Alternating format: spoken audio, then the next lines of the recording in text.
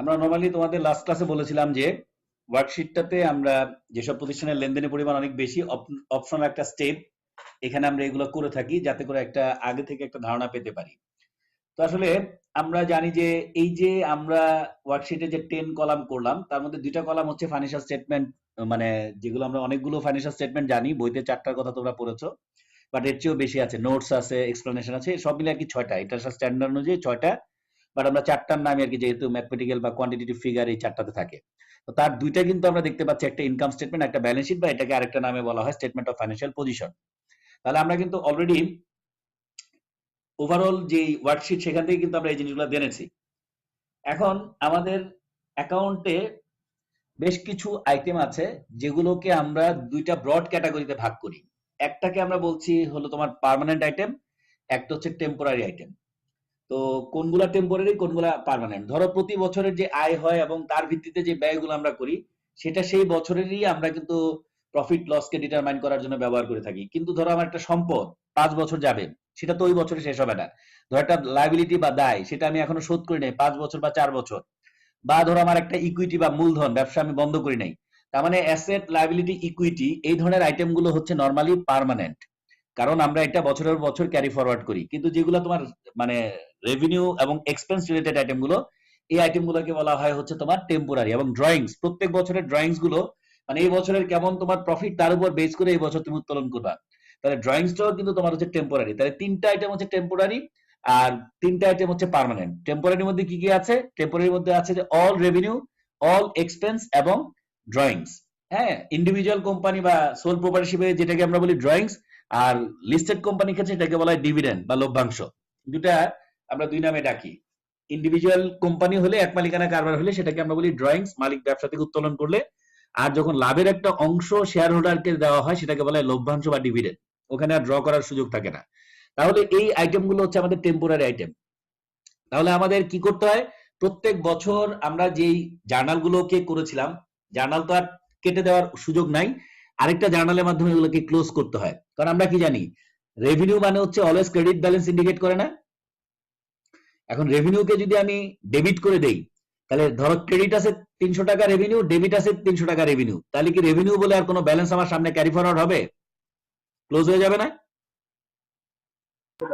হ্যাঁ স্যার। তাহলে আমরা যে আইটেম গুলোকে নরমালি ক্লোজ করে দেই তার জন্য যে এন্ট্রি দেই তাকে বলা হয় হচ্ছে ক্লোজিং এন্ট্রি। তো আমরা এই যে এখানে দুইটা ব্রড ক্যাটাগরিতে আইটেম আছে।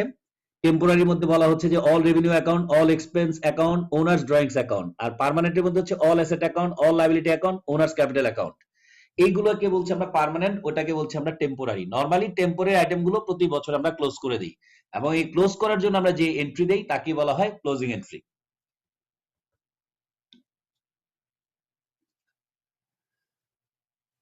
এখানে বলা আছে closing entries formally recognise in the ledger the transfer of net income or net loss to owner capital. ধরো আমরা একটু আগে যে ওয়ার্কশিটটাতে দেখালাম যে আমাদের এত টাকা হচ্ছে, যেমন আমরা এখানে দেখালাম, ধরো এত টাকা হচ্ছে আমাদের আয় 10,600, আর ব্যয় ছিল 7,740। এই আয় ব্যয় অফসেট করেই তো আমার নেট প্রফিটটা ক্যারি ফরওয়ার্ড করেছি আমরা ব্যালেন্স শিটে। তাহলে নেট প্রফিটটাই কিন্তু আমার ব্যবসায় থেকে যাবে, বাকি জিনিসগুলো কিন্তু আমাদের ক্লোজ করে দিতে হবে। এই কথাটা এখানে বলার চেষ্টা করা হচ্ছে যে নেট ইনকাম বা net loss to owners capital, ultimately এটা ক্যাপিটালের মধ্যে আমরা ট্রান্সফার করি, আর ওনার্স ড্রয়িং হোক কিন্তু আবার ক্যাপিটাল থেকে ওনার উত্তোলন করে থাকে। তাহলে produces a zero balance in each temporary account, মানে প্রত্যেকটা টেম্পোরারি আইটেমকে আমরা জিরো ব্যালেন্স করে ফেলি, কারণ এই টেম্পোরারি আইটেমগুলো ক্যারি ফরওয়ার্ড হয় না। বাট আলটিমেটলি যেগুলো permanent item, company generally journalise and post closing entries only at the end of the annual accounting period, এবং প্রত্যেক ইয়ার শেষেই আমরা আইটেমগুলোকে এন্ট্রির মাধ্যমে ক্লোজ করে দেই। ক্লোজ করে দেওয়ার পরে আমরা যে ট্রায়াল ব্যালেন্স তৈরি করি তাকে বলি আমরা পোস্ট ক্লোজিং ট্রায়াল ব্যালেন্স। তাহলে আমরা কয় ধরনের ট্রায়াল ব্যালেন্স জানলাম? তোমাদের থিওরিটিক্যাল প্রশ্ন আসে, what are the types of trial balance. তাহলে আমরা কয় ধরনের ট্রায়াল ব্যালেন্স জানলাম এখন পর্যন্ত, বলো তো? আজকের লেকচার পর্যন্ত তোমরা কয় ধরনের ট্রায়াল ব্যালেন্সের নাম শুনেছো? এটা হচ্ছে অ্যাডজাস্টেড ট্রায়াল ব্যালেন্স, আর এটা হচ্ছে তার আগে যে একটা ট্রায়াল ব্যালেন্স তৈরি করেছিল। একটা হচ্ছে তোমার নরমাল ট্রায়াল ব্যালেন্স, আর অ্যাডজাস্টমেন্টের পরে আমরা যেটা তৈরি করি অ্যাডজাস্টেড ট্রায়াল ব্যালেন্স। এখন আর একটা হচ্ছে পোস্ট ক্লোজিং ট্রায়াল ব্যালেন্স। তাহলে ট্রায়াল ব্যালেন্স হচ্ছে 3 ধরনের। শুধু ট্রায়াল ব্যালেন্স হচ্ছে লেজার ব্যালেন্স গুলোকে আমরা অ্যাকুরেসি দেখার জন্য করে থাকি, আর যখন এটার সাথে অ্যাডজাস্টমেন্ট করে যে ট্রায়াল ব্যালেন্সটা তৈরি করি সেটাকে বলছি আমরা অ্যাডজাস্টেড ট্রায়াল ব্যালেন্স। আবার ক্লোজ করে দেওয়ার পরে যে পার্মানেন্ট আইটেমগুলো থাকে সেই আইটেমগুলো নিয়ে যে ট্রায়াল ব্যালেন্স সেটা হচ্ছে পোস্ট ক্লোজিং ট্রায়াল ব্যালেন্স। তাহলে আমরা 3 ধরনের ট্রায়াল ব্যালেন্স দেখি টোটাল রেকর্ডিং প্রসেসে। কয় ধরনের? 3 ধরনের, শুধু trial balance, adjusted trial balance এবং পোস্ট ক্লোজিং ট্রায়াল ব্যালেন্স।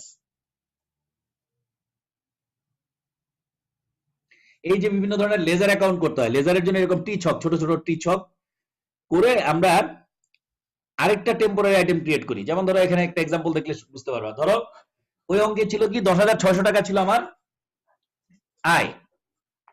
এখন না তোমাদের বলছি আমি যদি আয়টাকে ক্লোজ করতে চাই তাহলে কি করতে হবে? নরমালি সেলস রেভিনিউ কি করে, সার্ভিস রেভিনিউ কি করে, আমার ক্রেডিট ব্যালেন্স ইন্ডিকেট করে।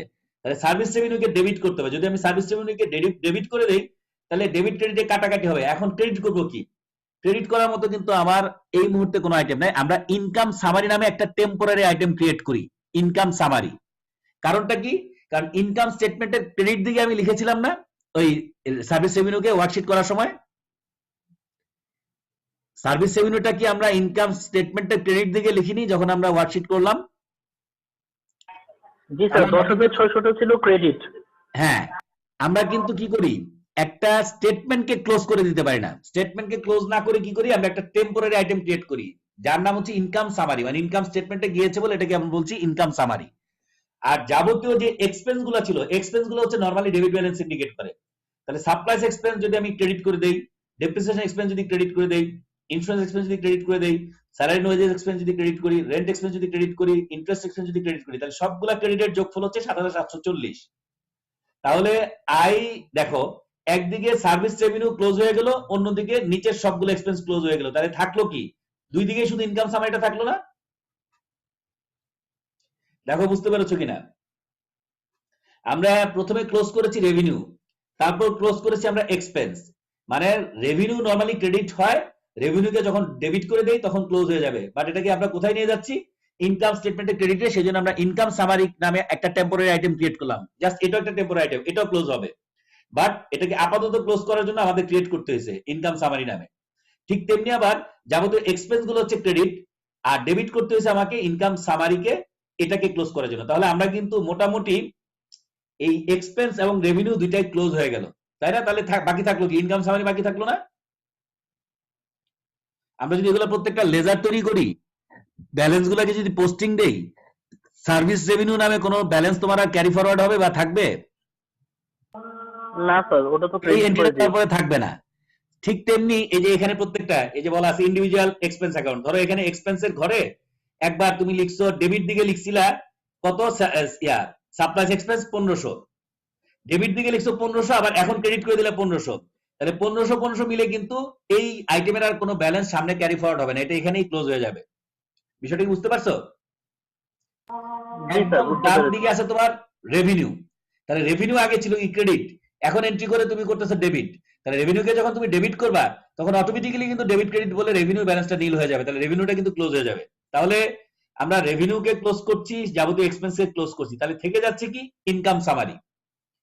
এখন এই যে ইনকাম সামারির ব্যালেন্স, এটাতে কি তোমার প্রফিট ছিল না লস ছিল?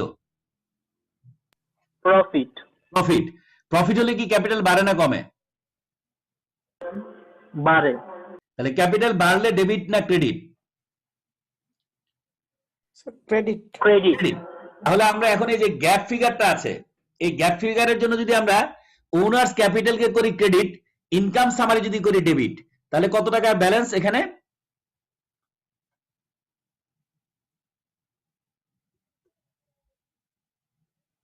ব্যালেন্স হচ্ছে 2860।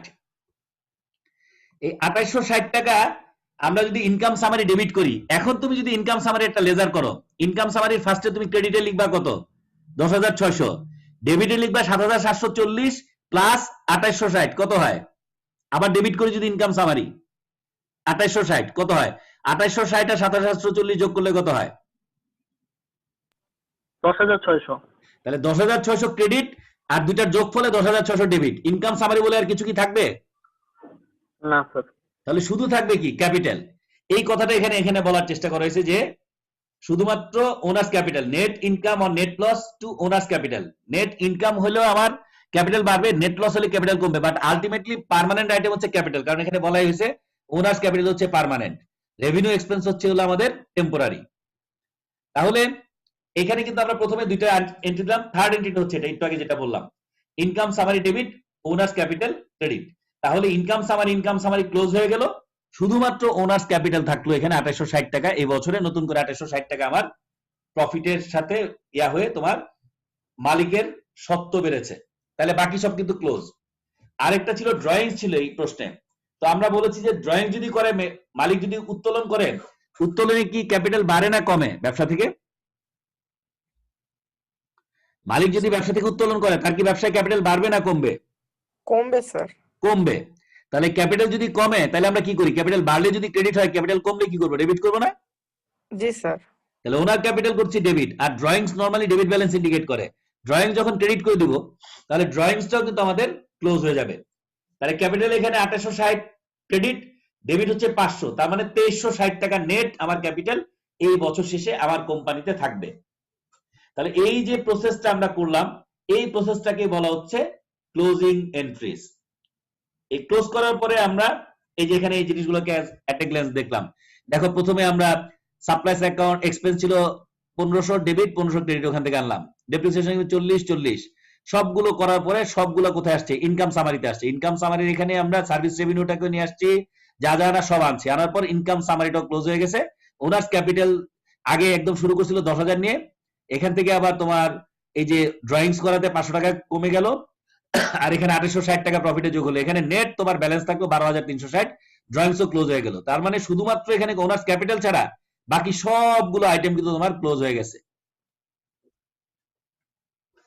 শুধুমাত্র ওপেন আছে কোনটা, মানে যেটা ক্যারি ফরওয়ার্ড হবে ওনার্স ক্যাপিটাল, এছাড়া বাকি সব কিন্তু ক্লোজ হয়ে গেছে। Salary expense, supplies expense, depreciation expense, insurance expense, salary wages expense, rent expense, insurance expense, owners drawings, তারপর হচ্ছে ইনকাম সামারি, সার্ভিস রেভিনিউ, এগুলা সব তোমার ক্লোজ হয়ে গেছে।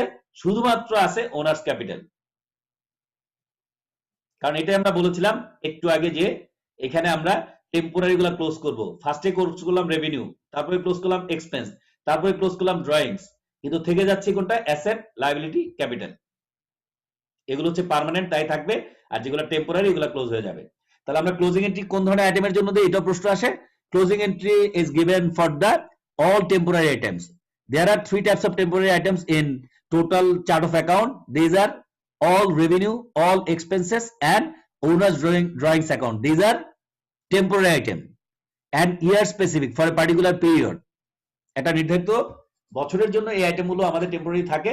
এই আইটেমগুলোকে আমরা জাস্ট ক্লোজ করি, বাট পার্মানেন্ট গুলোকে আমরা ক্যারি ফরওয়ার্ড করি এবং সেগুলোকে আমরা নিয়ে পরের বছর আবার নতুন করে শুরু করি। বিষয়টা কি ক্লিয়ার? জি স্যার, ক্লিয়ার। এখন আমরা দেখো ওই যে ট্রায়াল ব্যালেন্স বললাম, এখন পোস্ট ক্লোজিং ট্রায়াল ব্যালেন্স বলবো। তোমাদের আগে বলেছিলাম পোস্ট ক্লোজিং ট্রায়াল ব্যালেন্সে কি থাকবে? অল অ্যাসেট, লায়াবিলিটি এবং ক্যাপিটাল রিলেটেড আইটেম। তাহলে এখানে অ্যাসেট ক্যাশ, এটা তো অ্যাসেট, রিসিভেবল এটাও অ্যাসেট, প্রিপেড এটাও asset, equipment asset. Accumulated depreciation কিন্তু ক্লোজ হয় না। ডেপ্রিসিয়েশন এক্সপেন্স ক্লোজ হয়েছে, বাট অ্যাকুমুলেটেডটা ডেপ্রিসিয়েশনটা ক্লোজ হয়নি।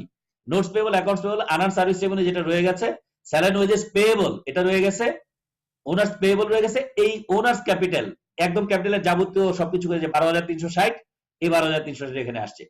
তাহলে এখন যে ট্রায়াল ব্যালেন্সটা, এই ট্রায়াল ব্যালেন্স নিয়ে নতুন বছর নতুন করে শুরু হবে।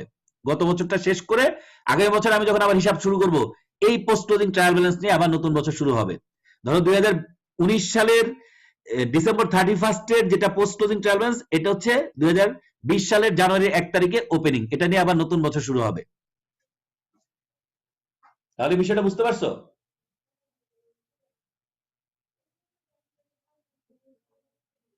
তাহলে এখন আমরা হোল অ্যাকাউন্টিং সাইকেল একদম শুরু লেকচার থেকে আজকে পর্যন্ত যা পড়লাম তাকে যদি সাম আপ করি, আমাদের এখানে অ্যাকাউন্টিং প্রসেসটা এইভাবে শেষ হয়েছে। প্রথমে আমরা অ্যানালাইজ বিজনেস ট্রানজাকশন, তারপর জার্নালাইজ দ্য ট্রানজাকশন, জার্নাল করেছি, post to the ledger, ledger করেছি, ট্রায়াল ব্যালেন্স তৈরি করেছি, তারপরে অ্যাডজাস্টিং এন্ট্রি দিয়েছি, তারপরে অ্যাডজাস্টেড ট্রায়াল ব্যালেন্স তৈরি করছি।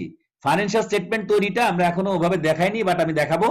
তারপর journal and post closing entry দেই, আবার পোস্ট ক্লোজিং ট্রায়াল ব্যালেন্স নিয়ে আবার নতুন করে ব্যবসা অ্যানালাইসিস করি। এই টোটাল প্রসেসটাকে একসাথে বলা হয় দ্য অ্যাকাউন্টিং সাইকেল। এখান থেকে থিওরিটিক্যাল প্রশ্ন আসে, what are the steps in the accounting cycle? হিসাব চক্রের কি কি ধাপ? আমরা কিন্তু প্রত্যেকটা কাজ করছি, শুধুমাত্র ফাইন্যান্সিয়াল স্টেটমেন্ট প্রিপারেশন ছাড়া।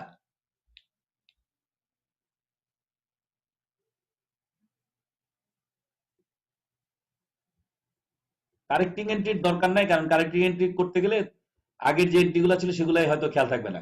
এখন বলো, পুরো অ্যাকাউন্টিং এর শুরু থেকে আজকে পর্যন্ত যে বিষয়গুলো বলা হলো, পুরো বিষয়টা কিন্তু একসাথে সাম আপ করা হলো এখানে, এই পুরো সাইকেলে। তোমরা কি এটা ক্লিয়ার? অ্যাকাউন্টিং কোন প্রসেসে কিভাবে হিসাব রাখে?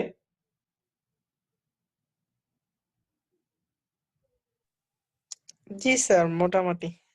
এখন চ্যাপ্টার 4 পর্যন্ত তোমরা টোটালটা আবার রিভিউ করবা, কোথায় কোথায় প্রবলেম আছে, বোঝার সমস্যা আছে, নোট ডাউন করবা। আমি একটা ক্লাসে ফাইন্যান্সিয়াল স্টেটমেন্ট কিভাবে প্রিপেয়ার করে এটা দেখাবো, দেখানোর পরপরই আমি তোমাদের কস্ট ম্যানেজমেন্ট যেটা আছে আমি সেটা করাবো। কস্ট ম্যানেজমেন্টটা করলে তোমাদের যেটা হবে আরেকটা ডিফারেন্ট, এটা হচ্ছে ফাইন্যান্সিয়াল অ্যাকাউন্টিং, ওটা হচ্ছে কস্ট ম্যানেজমেন্ট। মানে একটা প্রোডাক্ট প্রডিউস করলে তার কস্টিং কি হবে, তার রেকর্ডিং কি হবে, কিভাবে আমরা বাজেট করব, অনেক ধরনের কন্টেন্ট ওখানে আছে, ওটার জন্য আলাদা বই। তোমার ফাইন্যান্সিয়াল অ্যাকাউন্টিং এর জন্য কাইজোর যে বইটা কিনছো এটা হচ্ছে ফর ফাইন্যান্সিয়াল অ্যাকাউন্টিং, আর কস্ট ম্যানেজমেন্ট অ্যাকাউন্টিং এর জন্য আরেকটা বই আছে গ্যারিসন এন্ড নরিন, সেটা তো আমি নাম বলবো পরে যখন কস্ট ম্যানেজমেন্ট শুরু করবো তখন। তাহলে তোমাদের মোটামুটি মানে ক্লাস দেরিতে শুরু হলেও আমি তোমার সময় যাই লাগুক না কেন আমি তোমাদের দুইটা কন্টেন্টই শেষ করাবো, আর এগুলো রেকর্ড যেহেতু তোমার কাছে থাকবে তুমি তোমার সুবিধাজনক টাইমে শুনে নিতে পারবা। তোমার যখনই পরীক্ষা আসবে বা যা আসবে তুমি লেকচারগুলোকে প্রিজার্ভ করে রাখলে পরে তুমি শুনে আশা করি পরীক্ষা দিতে পারবা। বাট তারপরে যদি তুমি মনে করো কোনো রিভিউ ক্লাস লাগবে, সমস্যার সমাধান করা দরকার, আমার সাথে যোগাযোগ করলে আমি তোমাদেরকে সেই বিষয়গুলো ক্লিয়ার করে দিব। ঠিক আছে, বুঝতে পারছো? স্যার ফাইন্যান্সিয়াল অ্যাকাউন্টিং পার্টটার সিলেবাস কি স্যার শুধুমাত্র এই চ্যাপ্টার 1 থেকে 4? চ্যাপ্টার 1 থেকে 4 এবং তোমার হচ্ছে ফাইন্যান্সিয়াল স্টেটমেন্ট প্রিপারেশন যেটা আছে, হ্যাঁ আচ্ছা প্রিপারেশনটা আমি করায় দিব। ফাইন্যান্সিয়াল স্টেটমেন্ট প্রিপারেশনের আগে হচ্ছে এগুলা বিভিন্ন প্রসেস, ঠিক আছে? আচ্ছা হ্যাঁ, অ্যাকাউন্টিং আসলে কিন্তু এতটা কমপ্লিকেটেড কিছু না। হ্যাঁ, তোমাদের যেটা বোঝার বিষয় আছে সেটা হচ্ছে তোমার